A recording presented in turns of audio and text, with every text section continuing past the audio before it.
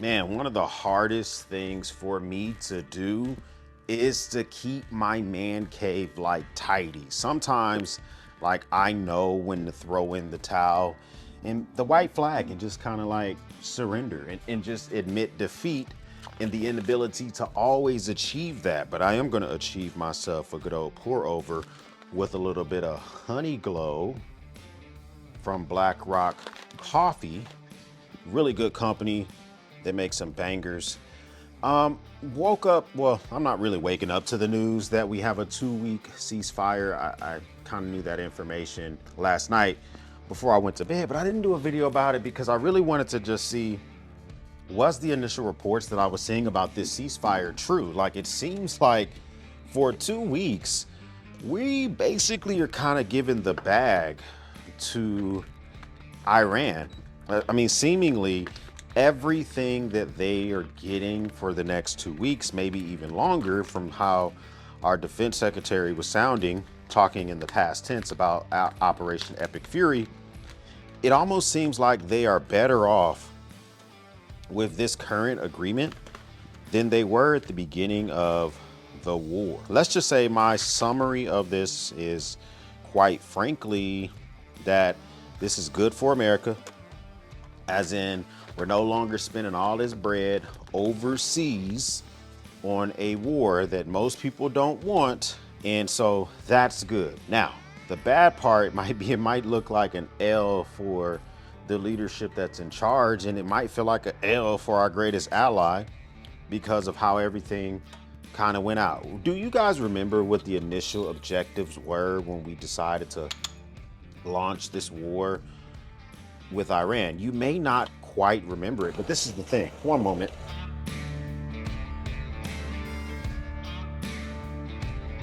See, the thing is it seems like Iran has more coming out of this agreement than what was initially pitched to America back in February. Let's rewind for a second. February 11th. Do you remember Benjamin Netanyahu came to the United States and actually conveyed what would be a critical thing that was going on in the region and pitched, I mean, quite frankly, he pitched war.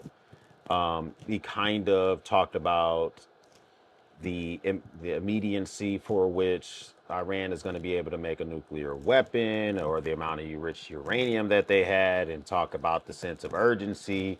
He pitched it directly to the president in the Situation Room. For whatever reason, we decided we were about that life, and we decided we were going to go to war. Fast forward a couple weeks later, February 28th, we launch Operation Epic Fury in coordination with Israel. Now, what do you those original 4 objectives of Operation Epic Fury look nothing like what we quote unquote achieved at the end of this period. First off, I want to say a couple of things. Your boy was right. I told you I thought this would be less than 6 weeks. We're less than 6 weeks. I think we're around the 5-week mark, a little bit more than that.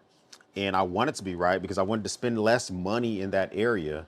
So that's a good thing. I'll go ahead, take my little quick victory lap on that type of stuff and kind of leave it at that. But at the same time, I don't think that this is going to be an everlasting ceasefire because of how much pie on the face some folks, the same hubris exists, the same egos exist. And so, although, it made me feel good to be quote unquote right about the ending of this, I don't think it's going to be long term. I don't think it's going to be sustained for a very long time. Because if February 11th we're pitched war, February 28th we go to war, now come April 7th, we end war for 2 weeks at least. It doesn't seem like we achieved the original objective of regime change, uranium or their nuclear program to be completely, gone, gotten rid of, get rid of their ballistic missile program, and also diminish their influence with proxies in the region. Literally none of those have seemed to be happening. We also had like the Iranian Navy needed to be completely yeeted out. Literally today, we're getting information. It seems to be the Iranian Navy is putting out signals to ships saying that you're not allowed to cross the Strait of Hormuz without their escort and their permission. Literally, we're still seeing ballistic missiles being fired by the Iranians, even though the ceasefire has been announced. We'll talk about why that's probably not the biggest deal ever, but how I think the deal may be to the point where this thing does not hold. Literally, we got rid of the Ayatollah Khamenei, and we replaced them with the Ayatollah Khamenei. And I'm probably mispronouncing their names, but I don't really care. So the ballistic missile program still exists. They still have their drone program. They still have the enriched uranium. And what do we have from this? We now have a Strait of Hormuz that was open before this war started. And now it is closed and being reopened by the Iranians. And oh, by the way, not only is it being reopened by them, and they're going to collect tolls. Tolls are going to be collected via cryptocurrency, so they don't have to worry about any world denomination changing. And oh, by the way, they maintain control over it along with Oman for at least the next couple of weeks. Seems like a slight L to me. That means their Navy still exists because we didn't get rid of the Navy. We got a report today that says the president is thinking that we're gonna be in coordination with the Iranians. We're gonna dig up their rich uranium and get it up out of there, which would mean that our objective of no nuclear program was not achieved. Regime change. Well, it's the same regime. I mean, some of the players have been yeeted, but it's still the same regime. So that doesn't seem to be something that was taken care of. The ballistic missile program. I mean, maybe they're not building new missiles to the capacity that they were doing beforehand, but do they still have a ballistic missiles program? It seems to be that they do kind of still have a ballistic missile program. And it may not be, as diminished as we were hoping that it could be.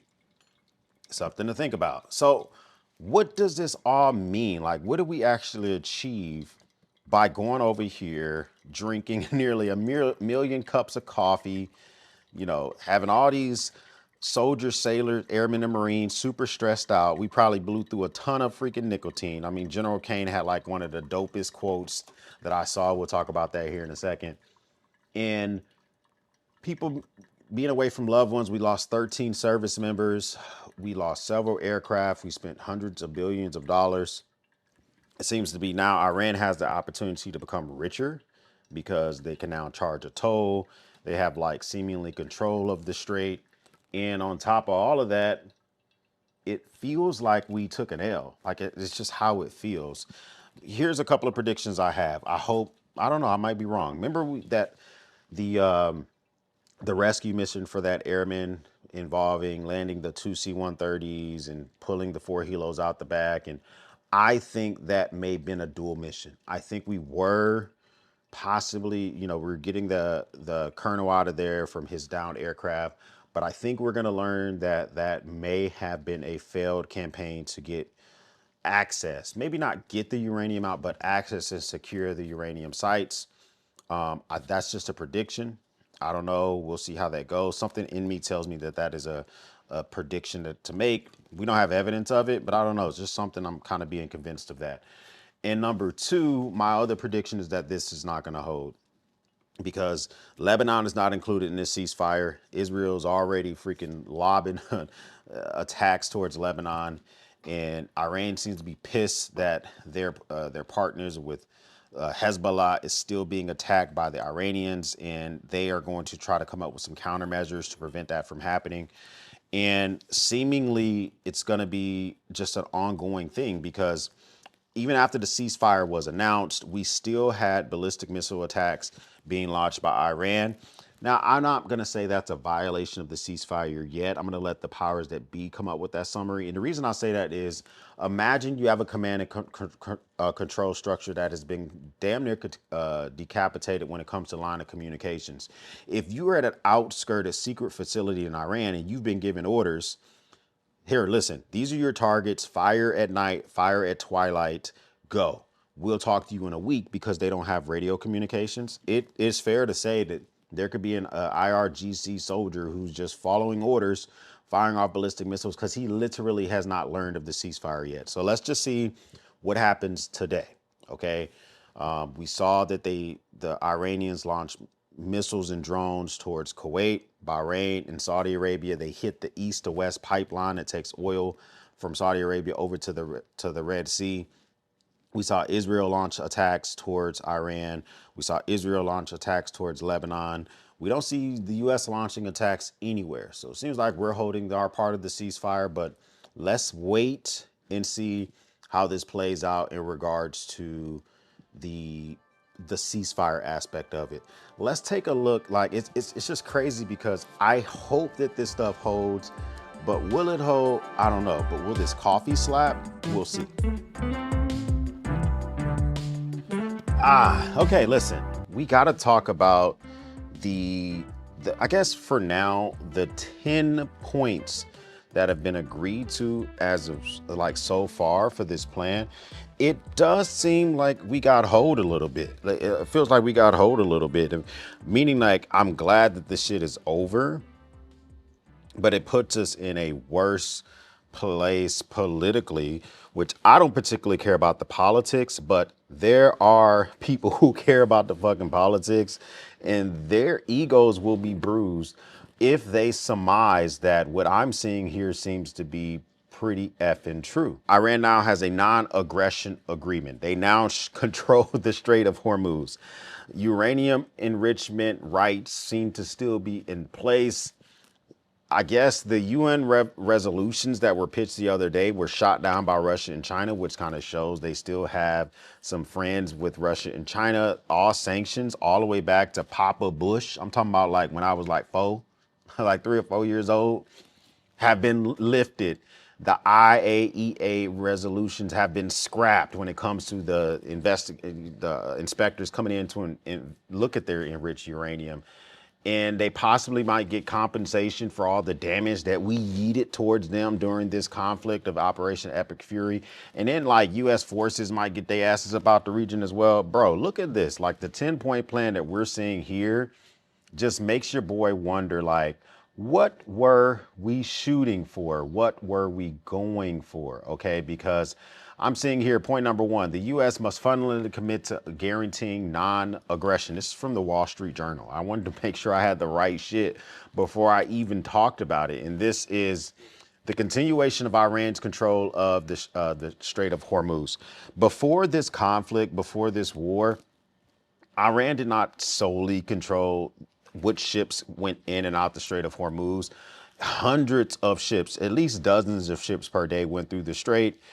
Billions of barrels of oil or helium, as well as fertilizer, stuff like that, just freely. It's called international rules-based order, the right to just sail the open seas.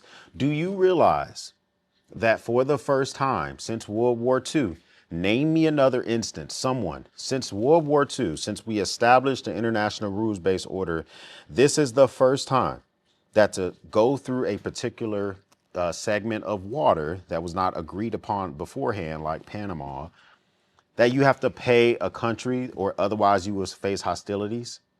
Is there any other instances that you can think of? I'll wait. I don't think so. Of course, to go through the Panama Canal, you have to pay the fee, all the other type of crap. The Suez Canal, maybe the same thing, but to sail the open seas, especially if the waters were not controlled by that country, like if they were international waters, when did we have to do this since the end of World War II? None. Now it seems like point number 2 seems like we're going backwards towards the past than how it should be, at least how it was literally at the beginning of this year. Point number 3, acceptance of that Iran can enrich uranium for its nuclear program. Number 4, removal of all primary sanctions against Iran. Going back to Papa Bush. Number 5, removal of all secondary sanctions against foreign entities that do business with Iranian institutions. So for instance, you want to send weapons to Iran, you used to get sanctioned, you used to get tariff for that. Apparently now that stuff is going to get removed, although the president seems to have saying otherwise. We'll talk about that here in a second. End of all United Security Council's resolution targeting Iran. So those UN resolutions, those are yeeted. Number 4, the IAEA, we talked about that. Or number 7, rather. Number 8, compensation payment to Iran for the war damage. Number 9, withdrawal of U.S. combat forces from the region. Number 10, ceasefire on all fronts, including Israel's conflict with Hezbollah in Lebanon. Now, Israel has not agreed to number 10. Israel says they weren't involved in any of these. They actually feel a little butthurt behind that shit, which leads me to believe also that this won't stand. The ceasefire won't stand, because if you got any of the 3 parties involved that feel butthurt about some shit, bro, eventually they're going to back outside in front of the club. They're going to punch that nigga in the face again. And they're going to realize, like, I like punching him in the face. This is fun. Every time I do it, all he has the ability to do is spit. He can't punch back. That's kind of how it feels when it comes to our greatest ally hitting Iran. Is that going to be the case so far? I don't know. We'll see how it goes. But I'm just seeing that overall, it does seem like that we are seeing a lot of indications that this may not hold for a very long time. Wall Street Journal is reporting Israel, which wasn't formally part of the Iran negotiation, wasn't happy with what they got, that it got word that the deal was finalized at a late stage and wasn't consulted, according to mediators and a person familiar with the matter. Listen, they're upset by the fact that they weren't involved in it, which also leads me to believe this is another indicator that this might not hold. Am I missing something behind that? One thing I'm not missing is how much freaking our joint forces consume 950,000 gallons of coffee, 2 million energy drinks, and a whole lot of nicotines. A quote from General Kane, the chairman of Joint Chiefs of Staff. I would love to know what Admiral Bradley thinks about this. He's the commander of CENTCOM. Man, oh man. Our boys are out there making it happen. A big fight that we had to do with Operation Epic Fury. Very glad that, you know, we were just very, very professional with the military aspect of it, regardless of civilian leadership, very professional. Now, this is something that just happened very recently. Several ships received messages in the Gulf, specifically the Persian Gulf, claiming to be from the Iranian Navy, saying that the Strait of Hormuz remains closed. They're also getting that, this is from Reuters, okay? We're also getting information that they're getting that if you want to go through the strait, you got to pay us some ducats. We're getting $1 million per ship.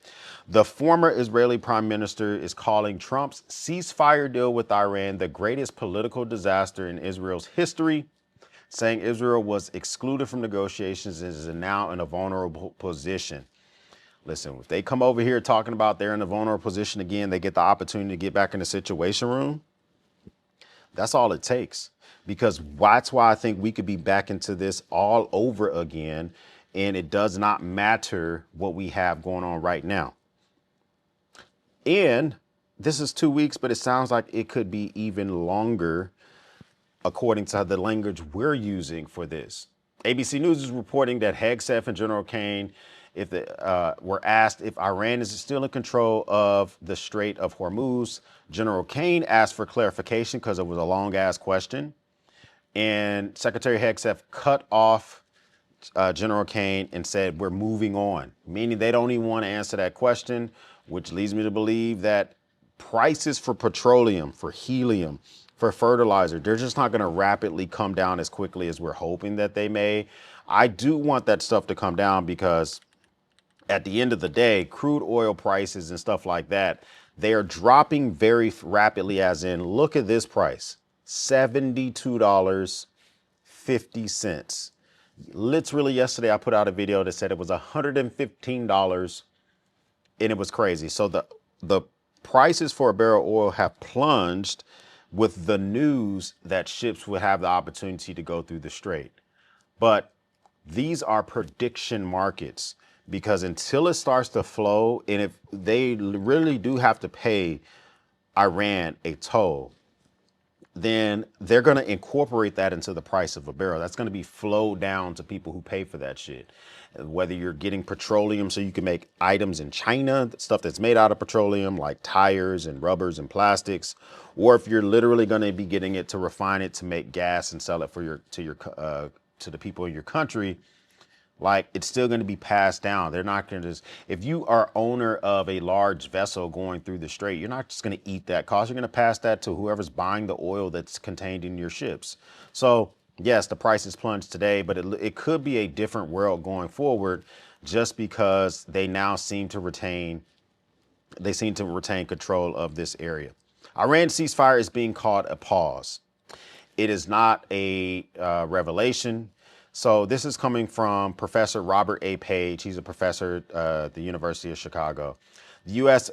the U.S. used overwhelming force and still could not control the outcome. That's a structural shift in power. He also says that over 40 days, the U.S. escalated step by step, more strikes, more targets, more threats. Each time the expectation was compliance. Each time the result was instability. The bombing is this bombing to lose, not bombing to win. So, I mean, he's right. He goes on from there. I'm not going to read all of that. But meaning that we bombed the shit out of Iran and we did not will them through dropping bombs to anything that we wanted. Any of those original four, we call it 5 objectives, even the shifting to the 15-point objectives that we sent on March 24th. And it seems to be that what we got reported last night with the Wall Street Journal is like completely opposite of what we would want. Now, am I happy overall we're no longer spending all that bread overseas? Yes. Am I happy overall that crude oil prices are going down and that might affect my pockets? Yes. Am I happy that I was right about it only being less than 6 weeks? Yes. But does it seem like we're in a stable place that all this stuff can last for a long period of time, especially if our greatest ally were to come over here, get back in the situation room and convince us that we need to go back over there and make it happen all over again? No. I know that our leadership don't like looking like they took a L. I don't like looking like I took a L. But for me, when I take a L, I'm okay with sometimes admitting that shit and moving on. I took a L last week with Mrs. X when it had to do with some shit with our personal life, where they gave her that apology, kept living my fucking life. Everything is good. But if it takes into a long drawn out battle, long drawn out fight, no one wins in that. And at the end of the day, I still would have been wrong AF. So listen, the president seems to want to come back, and he seems to be going back and forth because he doesn't want the narrative to seem like we just gave them all 10 of these points. This is what he came out with this morning, and it's basically this. A country supplying military weapons to Iran will be immediately tariffed on any and all goods sold to the United States of America, 50% effective immediately.